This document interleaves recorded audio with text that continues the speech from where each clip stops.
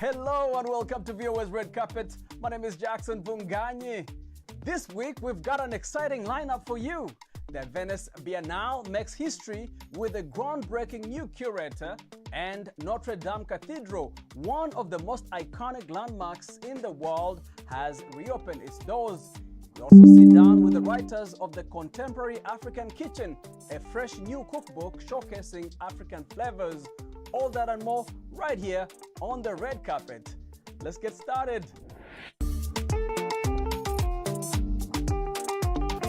For the first time, the Venice Biennale has appointed an African-born woman as its curator.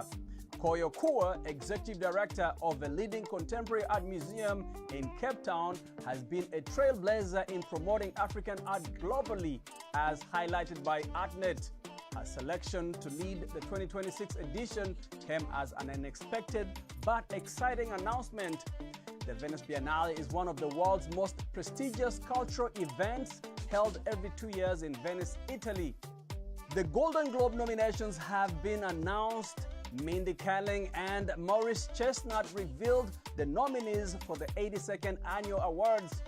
Emilia Perez dominated the film categories with 10 nominations. On the TV side, The Bear led with 5 nominations, followed by Shogun and Only Murders in the Building with 4 each. Notably, Ariana Grande earned recognition for Wicked, and Selena Gomez was honored for both Emilia Perez and Only Murders in the Building. Notre Dame Cathedral, one of the world's most iconic buildings, reopened its doors on December the 7th, more than 5 years after the devastating fire that ravaged its roof. The event was attended by dignitaries, including heads of states from around the world. During the opening ceremony, Beninese superstar Angelique Kidjo sang a rendition of Master Keji's Jerusalema, the global hit that captivated global audiences and inspired its own viral dance routine.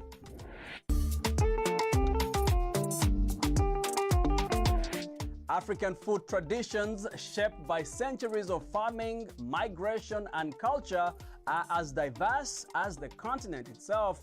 From grains and veggies to spices and proteins, the flavors are endless. In the new cookbook, The Contemporary African Kitchen, James Beard Award-winning chef Alexander Smalls celebrates this richness with 120 recipes from leading chefs driving Africa's modern food scene. Let's check it out. Chef and restaurateur Alexander Smalls grew up in South Carolina's Gullah Geechee country along the state's coast. He says that this community, often considered the most culturally connected to the African continent in the U.S., deeply shaped his passion and perspective on food. So much of my young life was spent with oral history about West Africa, the Gullah Geechee people, and the ancestors. So fast forward, after an operatic career and traveling throughout the world, one of the things I noticed is that we as Black people were not in the culinary conversations, etc. I mean, our food was just not considered worthy to be embraced. To be spoken of. Absolutely. And so when I decided that I was no longer going to pursue a career in classical music, I decided I was going to open the first fine dining African-American restaurant. And so I did.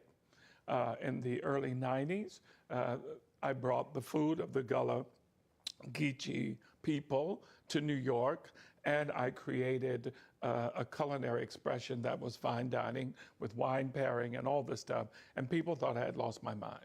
You know, I say to young chefs all the time, the reason I was able to do that is because I owned. And so through all the naysayers, and all of which were not other than African Americans, because African American people thought I'd lost my mind. But I set out to do this thing, which was a tremendous success, but it laid the foundation, because after 3 restaurants based on Gullah Geechee culture, I started to think about where did this start? Where it came from. The connection.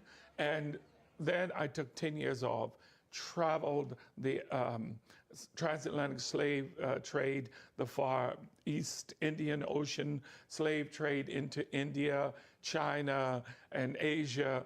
And I understood that the footprint of African people were basically on 5 continents. And so I created a culinary discipline that was built on through slavery. Tracing those different Absolutely. How through slavery, Africa changed the global culinary conversation. The book's co-author and founder of Dine Diaspora, Nina Oduro, says that the book tells the stories of chefs who are demystifying African food and reinventing African cuisine for a global audience. So, these chefs had to have concepts of their own.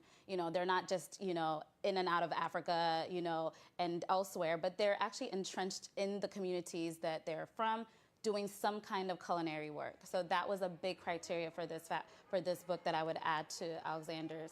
And then you asked about demystifying, repeat that Some question. of the misconceptions that will be demystified by this book. I think there's some that will be demystified, certainly, but there's some that I think people just have gaps in knowledge.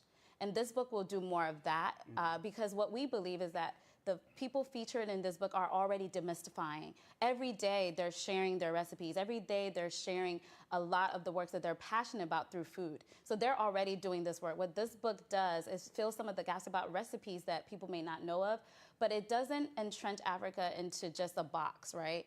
It shares with you that there's many, many, many foods, many, many dishes across the continent, and there's many people behind that food. And they're doing incredible work to shape how you view it and how you taste it and how you experience it. Yeah.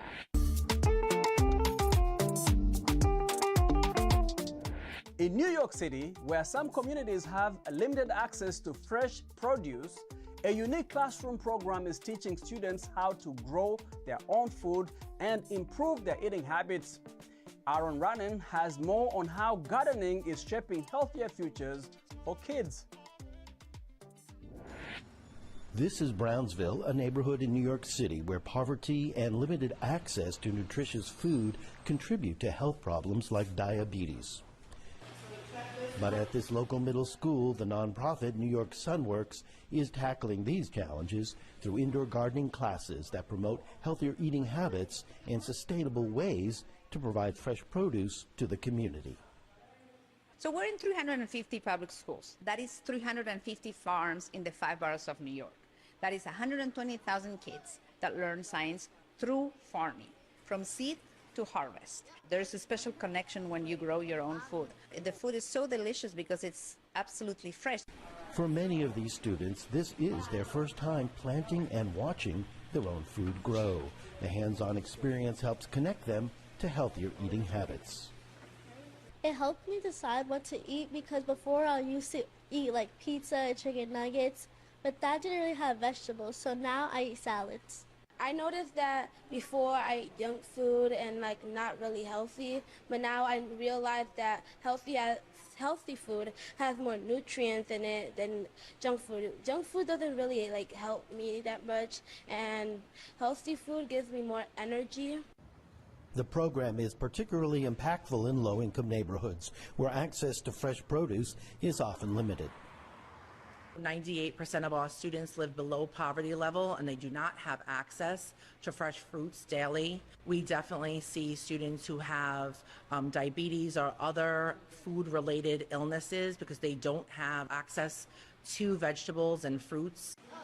By bringing agriculture directly into the classroom, these programs are teaching kids not only how to grow their own food, but also how to make healthier choices that last a lifetime. Closer that kids get to seeing where food comes from and growing it and nurturing it and taking care and compassion for how food is grown, that translates into impacting what they're eating so that maybe they won't end up like their grandparents or their family members who are having to live with diabetes.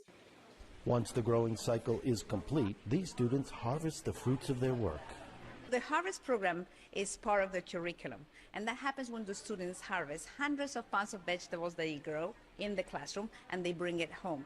So it is an additional connection, an additional joy to connect the classroom with home.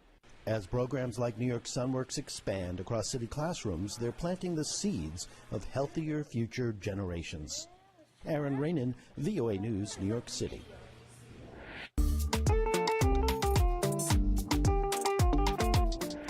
In Kenya, tech entrepreneurs who had trouble accessing resources as simple as an internet connection are getting an assist from American libraries. The U.S. Embassy in Kenya is now operating 6 tech hubs, the newest of which opened in Nairobi last month. Victoria Amunga reports from the Kenyan capital.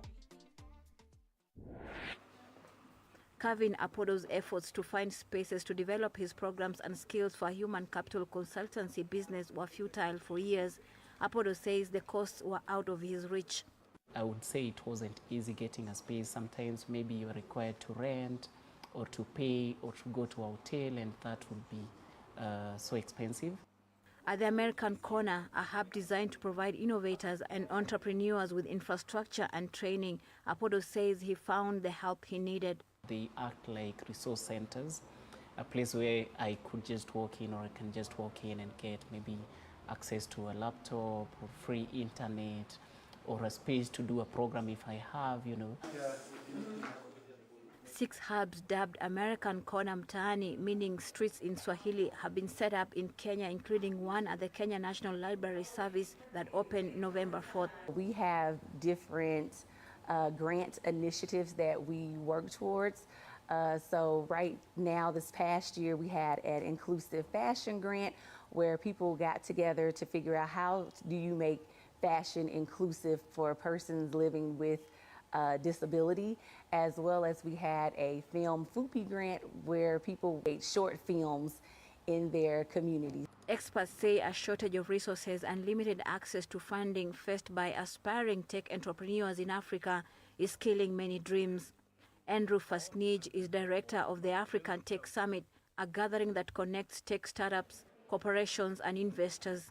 Fasnij says initiatives that assist Kenyan tech entrepreneurs can pay off for both Kenya and the United States. When you bring it back to this linkage with the USA Embassy, if that can help bridge the USA and Africa and Kenya or Nigeria or Egypt or whichever market it is, that's massive, because sometimes maybe the technology transfer needs a slight partnership or an introduction. Government data shows about 20% of Kenyan workers under age 35 were unemployed at the end of 2022. If you teach a person how to fish, they can feed themselves better than give them fish. So the relationship we have with America, which goes into supporting a startup company and entrepreneurship environment and creating a structure and education system is what will answer the strategic direction that Kenya need to be. Kenya's Mombasa, Lamu, and Nakuru counties are among other locations hosting the American Corners. Officials hope that such initiatives will help to bring more young people's innovations to life. Victoria Amunga, VOA News, Nairobi. Thank you for watching VOA's Red Carpet. My name is Jackson Vunganyi. For more entertainment news, remember to check us out at voaafrica.com. We are also on Facebook, on Instagram, and on YouTube. Don't forget to like, to share, and to subscribe. Until next time, goodbye everyone.